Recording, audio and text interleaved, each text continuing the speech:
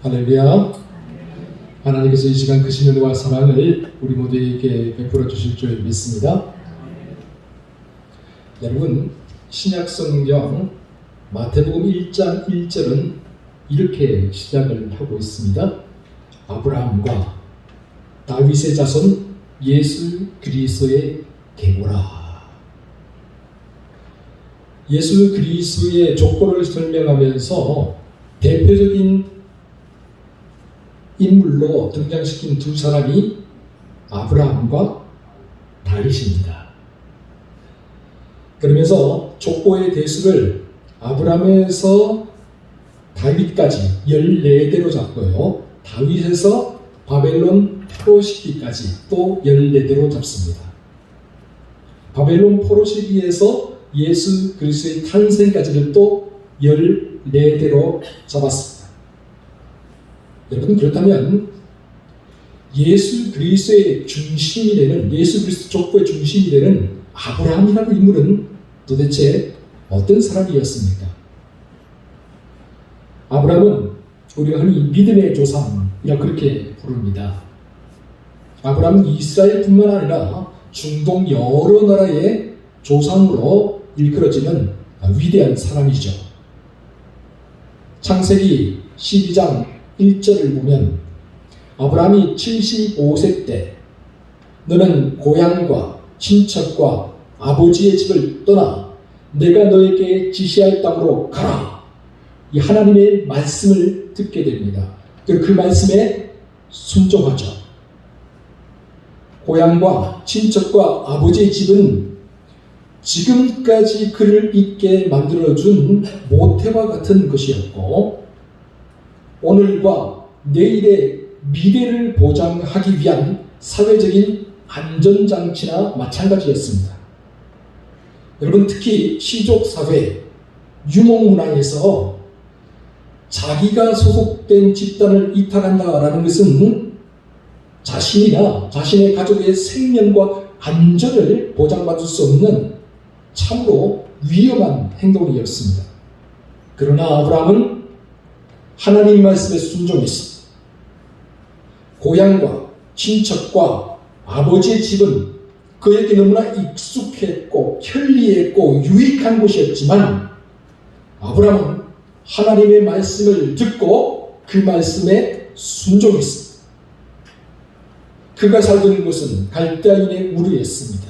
그곳은 문명의 꽃을 피우는 곳이었습니다. 일찍부터 도시 문화가 발달된 그런 곳이었습니다. 그리고 그렇기 때문에 그곳은 우상이 즐비한 곳이기도 했지요. 아브라함은 풍요와 편리, 문화와 우상 이런 것들에 대해서 결별을 선언한 것입니다. 하나님의 말씀을 따라서 모든 것을 버리고 떠났던 것이지요. 그래 그는 위대한 믿음의 조상이 되었고 믿음의 족보, 예수 그리스도의 족보의 중심이 되는 그런 인물이 될 수가 있었습니다. 그렇다면 여러분, 다윗은 또 어떤 사람입니까? 다윗이 어떤 사람이었기에 예수 그리스도 족보의 중심 인물이 되고 있는 것입니까? 오늘은 특별히 다윗의 이야기를 살펴보면서 함께 은혜를 나누려고 합니다. 먼저 다윗은 이스라엘 역사상 가장 위대한 왕이었습니다. 가나안 땅을 정복한 이스라엘 백성들이 12지파 공동체의 형식으로 무려 400년을 지내게 되죠. 이 시기를 가리켜서 우리가 사사시대라고 그렇게 부릅니다. 이스라엘이 사사들에 의해서 통치함을 받았지만 끊임없이 외세의 침략을 받아야만 했습니다. 이에 왕의 필요성이 대두가 되었고 왕정시대가 시작이 되죠. 이스라엘의 초대 왕이 된 사람이 베냐민 지파 기스의 아들이었던 사울이었습니다. 그런데 안타깝게도 사울은 왕이 되기 전의 모습과 왕이 된 후의 모습이 달랐습니다. 사울이 왕이 되기 전에는 그렇게 겸손할 수 없고 그렇게 온유할 수 없었는데 왕이 되고 난 이후에는 교만해졌습니다. 거만한 사람이 되었습니다. 사울이 왕이 되기 전에는 사무엘의 말과 하나님 말씀에 늘 순종하는 사람이었는데 왕이 되고 난 후에는 사무엘도 안중에도 없고 하나님도 안중에도 없고 아나무인인 사람이 되어버리고 말았습니다. 결국 사울이 하나님으로부터 버림을 받고 말았죠. 사울의 뒤를 이어서 이스라엘의 두 번째 왕이 된 사람이 바로 다윗입니다. 다윗은 30대에 왕이 되어서요 40년간 이스라엘을 다스렸습니다. 유다에서 헤브론에서 유다 지파를 7년 6개월 다스렸고 예루살렘에서 온 이스라엘과 유다를 33년 동안 다스렸죠. 다윗은 원래 유다 지파 2세의 아들이었습니다. 2세 가정은 예수님이 탄생하신 베들레헴을 기업으로 삼고 있었던 가정이었죠. 2세의 아들들이 8명 또는 7명 그렇게 이야기를 하는데요. 많았는데 그 아들들이 대부분 용맹한 장수들이었습니다. 그래서 사울 왕을 따라서 전쟁터에 나가서 전쟁을 했죠. 이 막내 아들이었던 다윗은 아버지의 가축과 양을 치는 목동이 되었습니다. 일개 목동에 불과했던 다윗에게 어느 날 사무엘이 찾아와서 기름을 부어서 왕으로 삼았습니다. 사무엘상 16장 13절입니다. 사무엘이 기름 불병을 가져다가 그의 형제 중에서 그에게 부었더니 이날 이후로 다윗이 여호와의 영에 크게 감동되니라. 이처럼 다윗이 사무엘로부터 기름을 부음을 받고 왕이 되고 난 이후에 왕으로 옹립되고 난 이후에 사람이 달라지기 시작합니다. 그 인생이 달라지기 시작해요. 그러다가 다윗이 이스라엘의 스타로 떠오르는 그런 엄청난 사건이 발생하게 되죠. 바로 골리앗과의 싸움입니다.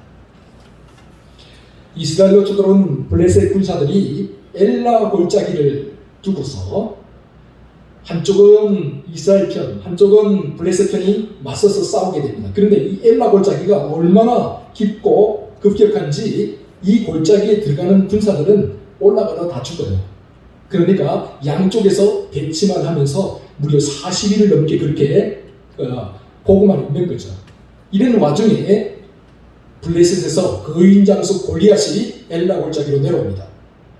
그리고 계속해서 매일매일 이스라엘의 군사들을 조롱하고 이스라엘이 믿는 하나님을 조롱합니다.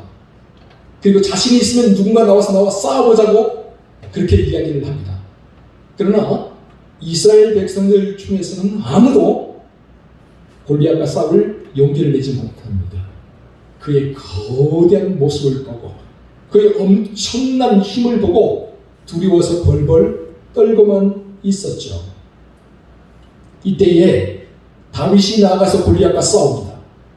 다윗은 골리앗을 향해서 이렇게 말하죠. 너는 칼과 창과 단창으로 내게 나오거니와 나는 만군의 여호와의 이름 곧 너가 모욕하는 이스라엘 군대 하나님의 이름으로 내게 나아가노라. 그러면서 다윗이 물맷돌을 골리앗을 향해 힘껏 던지죠. 다윗이 던진 물맷돌이 그대로 골리앗의 이마에 박혀버렸다. 성경은 그렇게 기록하고 있습니다. 그러자 거대한 골리앗이 그 자리에 쿵 쓰러집니다. 다윗은 달려가서 골리앗의 머리를 칼로 베었습니다. 그러자 블레셋 군사들이 이를 보고 도망가기 시작합니다. 그날의 이스라엘이 큰 승리를 거두었습니다. 이것이 계기가 되어서 다윗이 이스라엘 백성들에게 위대한 스타로 떠오르게 됩니다. 그는 먼저 이스라엘 왕이었던 사울의 사위가 되었습니다. 뿐만 아니라 이스라엘 사울의 군대 장관도 되었습니다.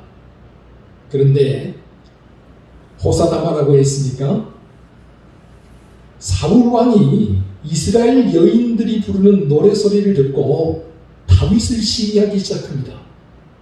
다윗을 어떻게든 죽이려고 합니다. 이스라엘 여인들이 이렇게 노래를 부르죠. 사울이 죽인 자는 천천히요 다윗이 죽인 자는 만만이로다. 사울은 이 말에 불쾌하여서 심히 분노하기 시작합니다.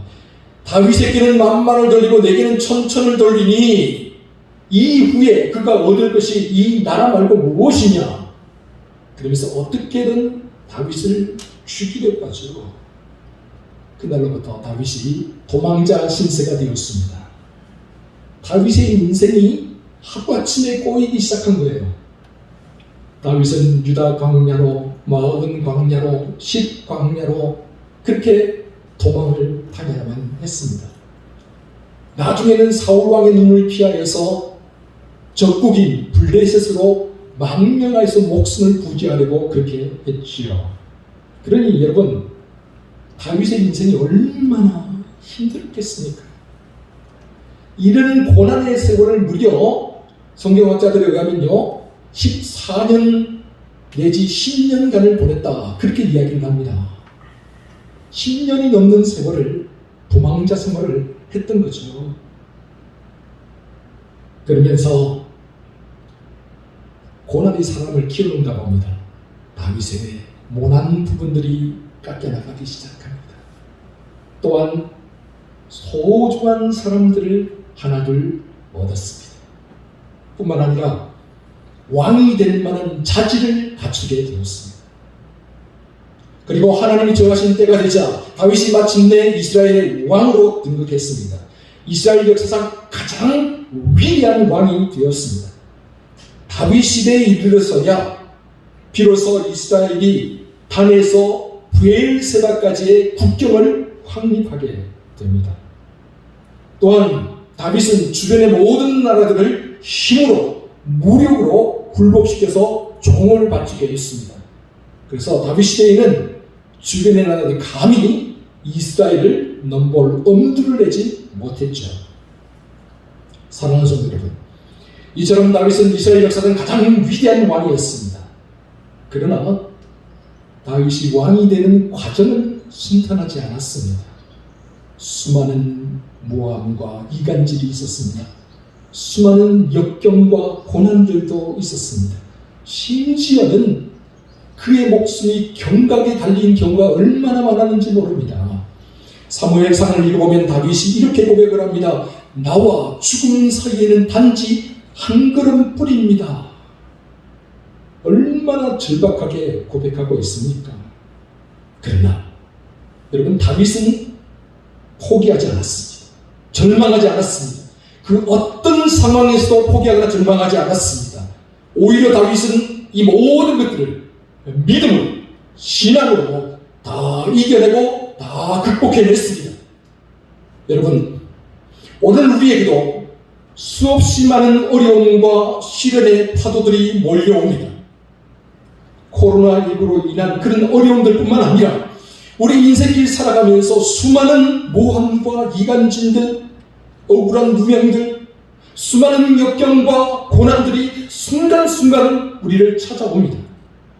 그러나 여러분, 절대 포기해서는 안 됩니다. 절대 낭망해서는 안 됩니다. 하나님이 우리와 함께 하시는 한 우리에게는 희망이 있습니다. 다윗처럼 우리가 하나님 편에 서는 것을 포기하지 않는 한 하나님은 언제나 우리를 도우시고 우리를 건져내실 준비가 되어 있습니다.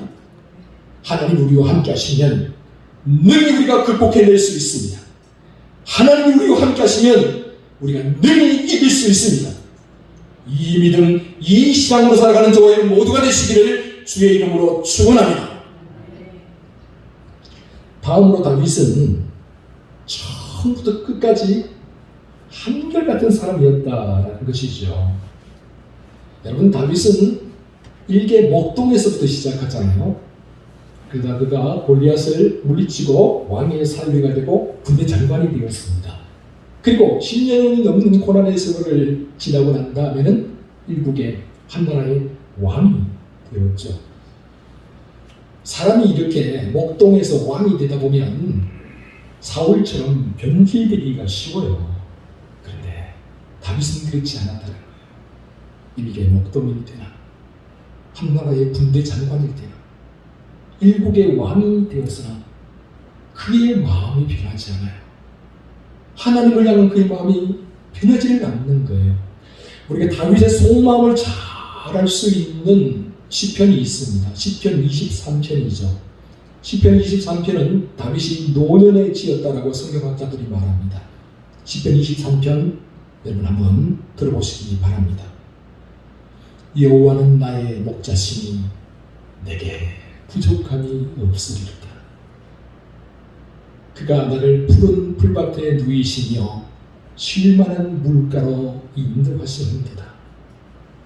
내 영혼을 소생시키시고 자기 이름을 위하여 의의 길로 인도하시는도다. 내가 사망의 음침한 골짜기로 다닐지라도 해를 두려워하지 않을 것은 주께서 나와 함께 하시니라. 주의 지팡이와 막대기가 나를 안위하시나이다.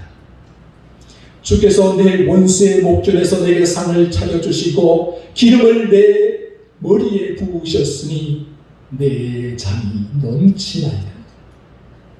내 평생에 선하심과 인자심 반드시 나를 따르리니 내가 여호와의 집에 영원히 살리로다. 이처럼 다윗은 일개 먹통일 때나 왕이 되어서 이제 그의 인생이 하나님 앞에 서야 되는 그 노년의 마지막 때에서나 한결같은 마음이었어요.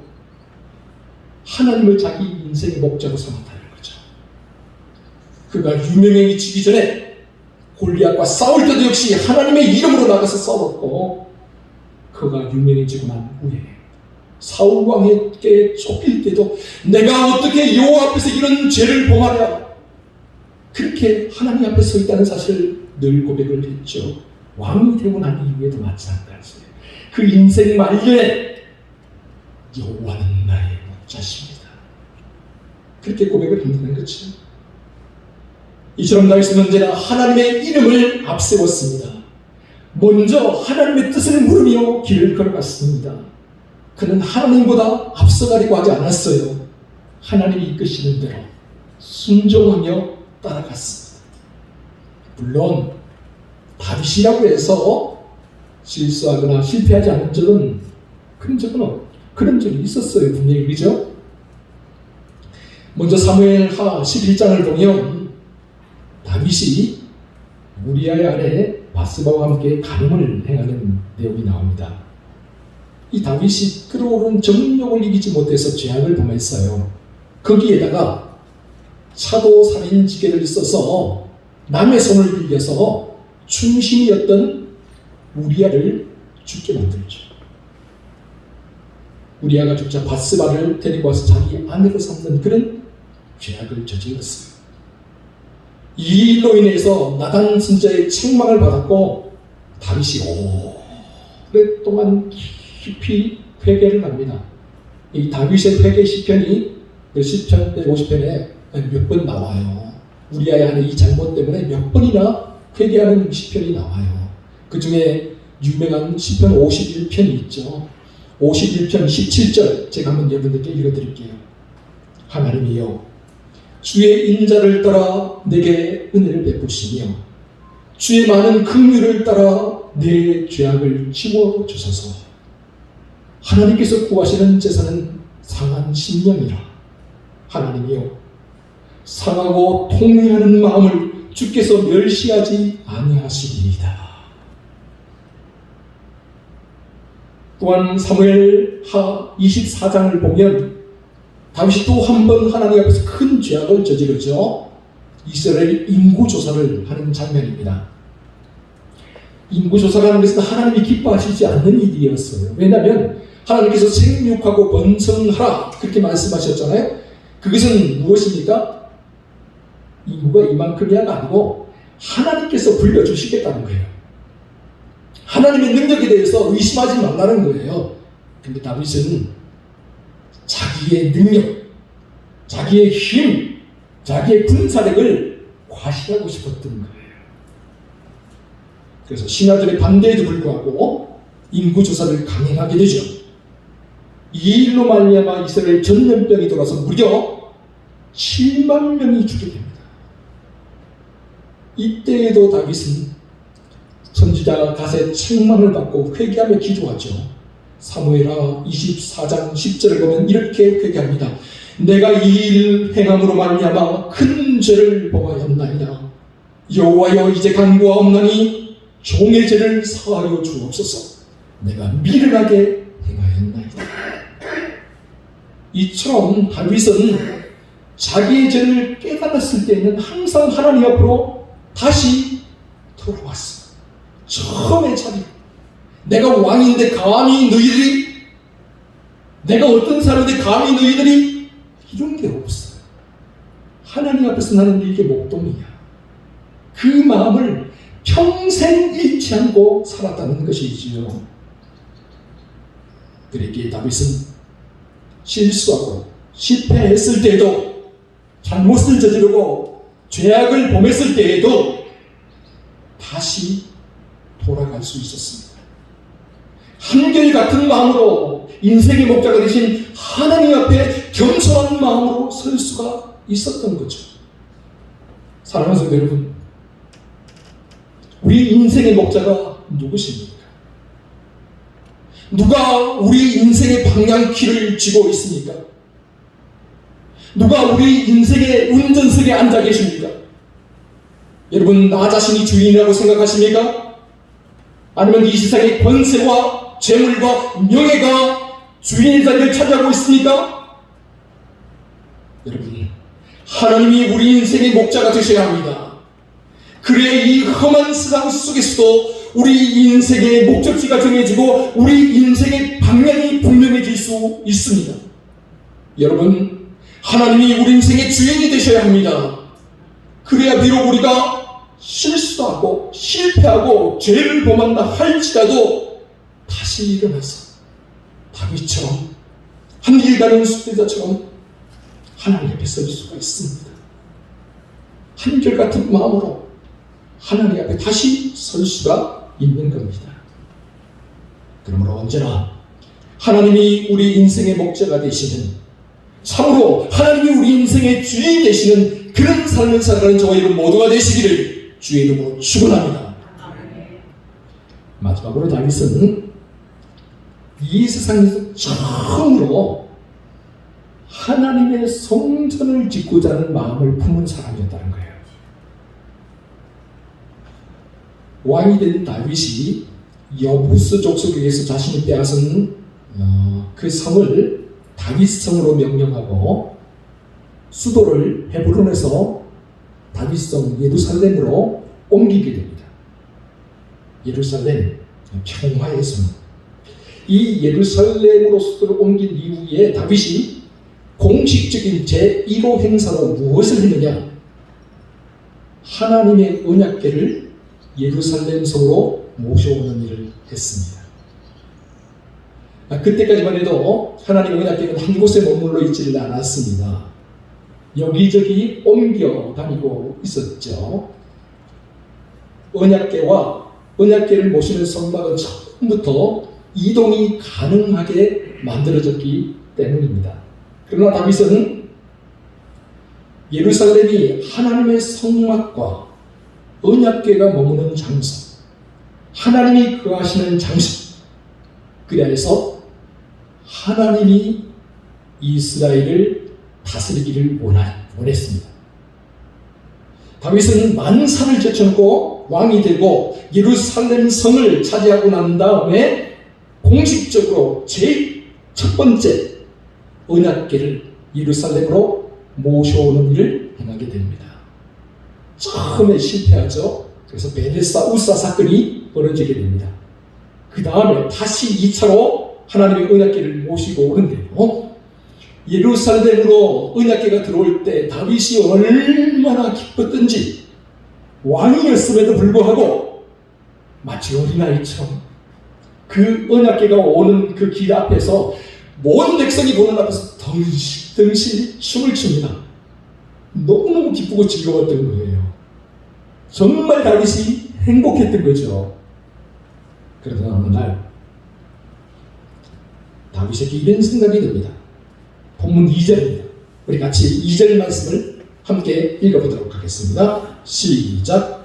왕이 선지자 나단에게 이르되 볼지어다 나는 백향목 궁에 살거늘 하나님의 궤는 휘장 가운데에 있도다. 하나님의 은하궤가 예루살렘으로 왔어요. 그리고 다윗이 모든 대적들을 다 정벌하고 이제 편하게 되었어요. 그러던 어느 날 다윗이 왕궁에서 하나님의 은하궤가 있는 성막을 보는데 불현듯 이런 생각이 드는 거예요. 나는 지금 백향목궁에서 편안하게 살고 있는데, 나는 이렇게 좋은 곳에서 편안하게 살고 있는데 하나님의 은하궤가 저렇게 누추한 곳에 있구나. 이럴 수는 없다. 이래서는 안 된다. 뭔가 일을 내야 한다. 그래서 다윗이 나단 선지자를 부릅니다. 그리고 자기 마음속에 있는 것을 나단 선지자에게 이야기합니다. 그래서 나단 선지자가 말하죠. 왕의 마음에 있는 대로 행하소서. 나단 선지자도 다윗의 이야기 듣고 너무너무 기뻤던 거예요. 뭐냐? 하나님의 성전을 짓고 싶습니다. 하나님의 은하궤가 영구히 머무를 수 있는, 이제 더 이상 여기저기 옮겨 다니지 않고 저렇게 누추한 곳에 있지 않고 영원히 머무를 수 있는 하나님의 성전을 내 손으로 짓고 싶습니다. 이 이야기를 듣고 나단 선지자도 너무너무 기뻤던 거예요. 왕의 마음에 있는 대로 행하소서. 이것은 어디까지나 그건 누구도 상상하지 못했던 일이 아닙니다. 이제까지 단 한 번도 이런 마음을 품은 사람이 없었습니다. 그러나 다윗이 이 마음을 품었습니다. 다윗이 이 일을 꼭 하고 싶었습니다. 또한 이것은 다윗이 하나님을 남달리 유달리 사랑했기 때문에 가능한 일이었습니다. 사랑하니까 보이는 거예요. 사랑하니까 남들이 볼 수 없는 것을 볼 수 있는 거죠. 하나님을 사랑하니까, 하나님의 성막과 은하궤를 사랑하니까 그게 보이는 거예요. 또한 이것은 시내산에서 은하궤가 만들어지고 500년의 세월이 흘러가는 동안 그 누구도 상상조차 할 수 없었던 매우 도발적인 생각이었습니다. 참으로 신통방통하고 기발하고 혁신적인 생각이었던 것이죠. 그런데 하나님께서 이런 다윗의 마음을 어여쁘게 받아주셨다는 사실입니다. 그래서 하나님께서 나단 선지자를 통해 다윗에게 이렇게 말씀하십니다. 본문 12절, 13절 우리 한 목소리로 같이 한번 읽어봅니다. 12절, 13절 시작. 내 소환이 차서 내 조상들과 함께 누울 때에 내가 내 몸에서 날 내 씨를 내 뒤에 세워 그의 나라를 견고하게 하리라. 그는 내 이름을 위하여 집을 건축할 것이요 나는 그의 나라 왕위를 영원히 견고하게 하리라. 하나님께서 성전 건축하는 것을 허락해 주십니다. 다윗의 마음을 받으세요. 그런데 다윗 때가 아니라 다윗 아들 때에 다윗의 몸에서 날 씨, 다윗의 낳을 그 아들이 짓게 되리라. 그렇게 이야기를 해 주셨죠. 그런데 다윗이 이 이야기를 듣고 그런가? 그러면 아들이 짓겠네? 그렇게 두성 넘기지 않았어요. 아들이 지을 수 있도록 만반의 준비를 합니다. 그는 예루살렘에 하나님의 성전을 지을 수 있도록 모든 자재와 재정을 충분히 마련해둡니다. 다윗은 자기 때가 아니라고 실망하거나 뒤로 미뤄두지 않았습니다. 오히려 더욱더 철저하게 준비했습니다. 이런 다윗의 마음, 이런 다윗의 삶을 하나님이 얼마나 기쁘게 여기는지 모릅니다. 그래서 하나님은 이후에 이스라엘 모든 왕들에게 다윗의 길로 가라. 그렇게 말씀하시죠. 뿐만 아니라 오늘 본문에도 몇 번이나 나오고 있지만 하나님께서 직접 다윗을 가르쳐서 내 종 다윗이라고 그렇게 말씀해 주십니다. 또한 하나님께서 신약 성경에 보면 다윗을 가르쳐서요 내 마음에 합한 자라 그렇게까지 말씀을 해 주세요. 그래서 다윗은 예수 그리스도의 조상의 중심 인물이 되는 위대한 사람이 될 수 있었습니다. 참으로 다윗은 영화로운 이름, 저 하늘에서 빛나는 다윗의 별이 될 수 있었습니다. 사랑하는 성도 여러분,